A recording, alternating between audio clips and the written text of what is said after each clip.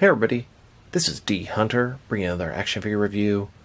Today, we're going to look at the McFarlane DC Multiverse Superman from the animated series. He's in his black suit. This looks to be a repaint of the original Superman from the animated series, just done a different color scheme. So let's go ahead and check out the packaging here. As you can see at the top, 22 points of articulation, McFarlane Toys, ages 12 plus, DC Multiverse, Superman Black Suit variant. One side of the package, Superman Black Suit variant from Superman the Animated Series. Other side, simply says Superman Black Suit variant. In the package here, he comes with a steel bar, 2 alternate hands, totaling 4 interchangeable hands. Looks like a collector's card and display stand.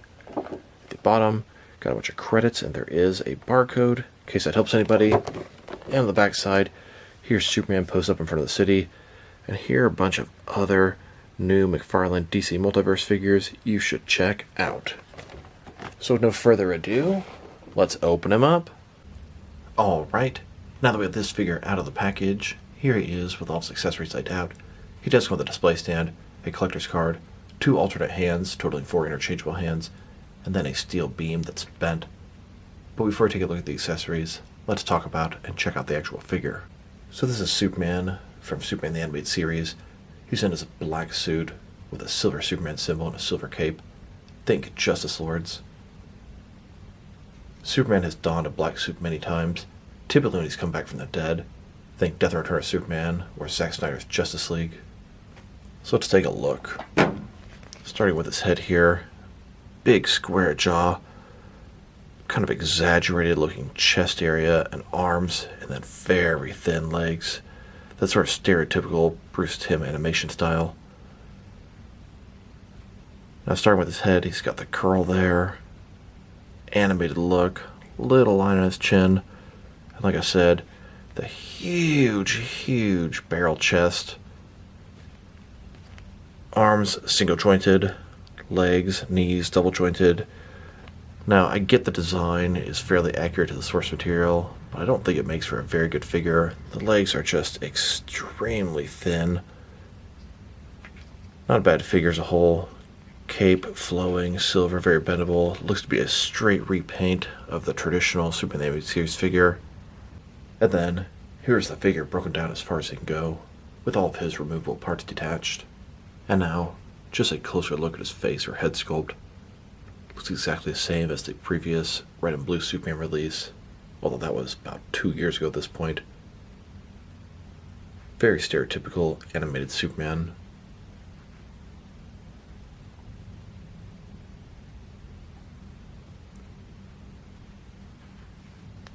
Now let's take a look at his accessories, and let's start with the boring stuff. Here's his display stand, typical McFarlane stand, black perfect circle, says DC at the bottom, 1 peg for the peg holes on his feet. It's very thin, very basic. Now let's take a look at his collector's card. As you can see, it's an image of the black suit variant Superman flying through the skies of Metropolis. Superman, black suit variant, Superman the Animated Series. On the back, there is a description. If you want to read that, go ahead and pause now. Here's the black suit variant Superman from the Animated Series collector's card. Next to the original paint job Superman the Animated Series collector's card. I did prefer when they use the source material, besides simply showing you an image of the figure. Now let's take a look at his hands. He has a total of 4 of them, 2 fists and 2 gripping hands. Here he is with his first pair of hands. These are his fists. And here he is with a second pair of hands. These are his gripping hands. Now one minor complaint, and it's not that big of a deal, is that the little balls on his wrists are cast in black plastic. His sleeves go down. The balls should be flesh colored if you ask me.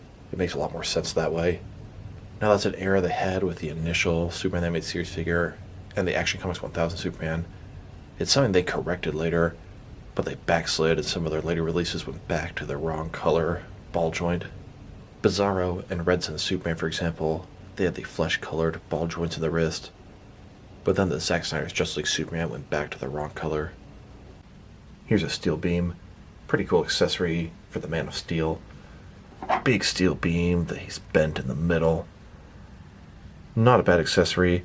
I can find a lot of uses for this in the background of a junkyard, etc. And yes, it is 100% the same as the accessory that came with the regular paint version of Superman. Here's Superman holding and bending the steel beam. Now that we've taken a pretty good look at both the figure and his accessories, now let's check out his height. From bottom to the top of his head, standing at about 7.1 inches tall, which can translate to about 18 centimeters. Now let's check out his articulation. Start with his head here. Of course, it can rotate from side to side. As far as looking up and down, you really can't look any more up besides looking forward. Can't look down quite a bit. Can't tilt his head from one side to the other.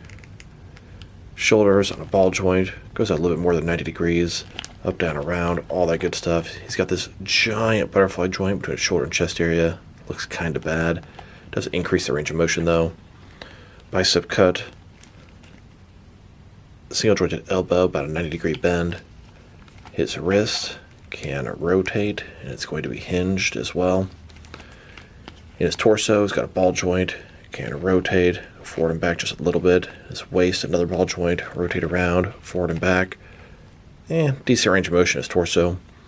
Legs, complete does the splits. Not a ball joint, similar type concept. I would actually probably describe that as a ball joint, more so than the McFarlane figures typically are. Rotations, almost non-existent. Forward, about that much. Back, about that far. Double jointed knees. Then his ankle here, it's got a ball in it. Can go forward and back. Can rotate, tilt, rock, and toe articulation. So I wanted to check him out next to the original red and blue version of the Superman animated series Superman to see if there were any differences. I assumed it was a straight repaint, but there are some minor differences. So, our heads are going to be the same, chest, cape the same, arms are going to be the same, they come with the same alternate hands, crotch area is the same. And then going further down, this Superman has the boot with a little cut at the top, and this one has a flat boot. I believe this guy has John Stewart's legs. Mildly interesting. Here's Superman flying over the skies of Metropolis. Now let's check him out next to some other action figures, starting off with some other McFarlane DC Multiverse figures. Here he is, next to the original release, the red and blue version of Superman from the animated series. I'll tell you, I definitely prefer the standard paint job. Then, next to McFarlane's kind of odd version of Batman from Batman the Animated Series.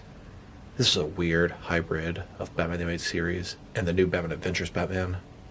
And just like Superman, that animated Batman got a variant as well. And here, next to John Stewart, I'd say it's pretty safe to say they used John Stewart's legs on this Superman. And then, next to the Flash, technically this Flash is from Superman the Animated Series. That's where he first appeared, although he had many more appearances in Justice League Unlimited. These three figures are technically all from Superman the Animated Series. Here are all the different figures they've made from Bruce Timm's animation style. That's Batman the Animated Series, Superman the Animated Series, Justice League, Batman Beyond, and more. An argument could be made that the Harley Quinn from the first series of Multiverse figures is from Batman the Animated Series. She has that look to her. I do resist that thought. The collector's card that came with her suggests she's from the comics, pre-Rebirth. Here's Superman, next to the Teen Titans Cyborg. He's not from Bruce Timm's animated universe, but it's another animated figure done in a similar type style. Now let's check him out, next to some other McFarlane Superman figures. Here he is, next to the Action Comics 1000 Superman. Then, next to the Rebirth Superman.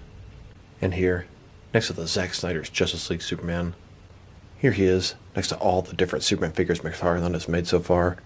There are a total of 13 of them, although one could argue that Bizarro is not Superman. So question for everyone out there, drop me a line in the comments below if you know the answer. Which Superman am I missing? It's one that's already been released. Curious if anyone can catch it. Here he is, next to Superboy Prime. Now let's check him out, next to some other recently released McFarlane DC Multiverse figures. Here he is, with the rest of his wave. Now McFarlane doesn't drop these in traditional waves, but these four figures were all found together on display at Target. We've got the Rebirth Superman, Black Suit variant from Superman the Animated Series, Ink as Batman Beyond, and Flash, who's technically from Superman the Animated Series, but I'm going to use him as a Justice League Unlimited Flash. Here he is, next to Lobo and the Dark Knight Returns Armored Batman Blue Edition. Then, next to a couple of Lex Luthor figures. And here, next to the Birds of Prey Harley Quinn and the Mortal Kombat 11 Joker.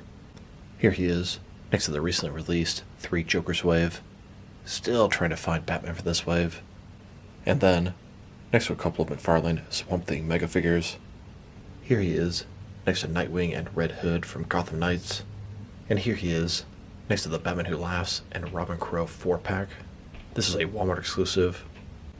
And then, next to the Year 2 Batman. Here he is, next to the other black suit Superman figures that I have. Now DC Collectibles and Mafex have also made Black Suit Superman. And McFarlane has an upcoming version coming out. Then, next to a Mattel DC Universe Classics Clark Kent. Now let's check him out, next to some action figures from different various companies, to see how he fits in both scale and style-wise, in case you want to know which lines you can mix him with. Since he's a McFarlane figure, they're typically the 7-inch scale.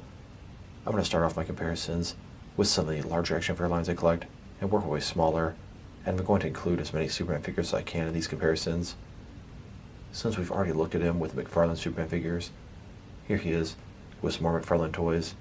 In front of you are 5 different action figure lines, all from McFarlane toys, all 7-inch scale.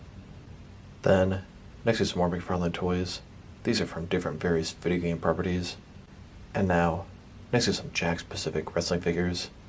And here he is, next to some DST or Diamond Select toys. Then, next to some DC Direct and DC Collectibles Superman figures. And here, with some NECA figures. Then, next to some Mattel wrestling figures. And now, next to some Jazzwares AEW wrestling figures. And here he is, next to some Mezco 112 collective figures. Then, next to some Mattel DC Universe Classics and Multiverse Superman figures. And here, next to some Mafex figures. Then, with some Hasbro Marvel Legends. And here he is, next to some SH Figure Arts action figures. And finally, next to some Jazzwares Fortnite figures. Overall, this figure is simply okay. I'm not really fond of the way McFarlane has done the animated figures. The super thin legs, the giant torsos. Although I would love to see what they would do with a Joker or Two-Face or Poison Ivy. Or hell, Clayface or Man-Bat. In addition to that, this is the black suit variant, so I like him less than the blue and red version of Superman. His articulation's okay, the elbows are kind of weak. His accessories, the extra hands to steel bar, they're appropriate for Superman. Sculpt and paint job, they're pretty decent. If I were to rate this guy, I'm going to lowball him at a 5 out of 10. I'm just not enjoying this figure that much. So this is D Hunter. Thank you guys for watching this video. If you liked the video, press like below. If you have anything you want to say about the video, add it in the comment section. If you want to see additional action figure reviews from me, press subscribe. I do appreciate when you do that. Once again, this is D Hunter. Thank you guys for watching this video, and I will talk to you guys real soon.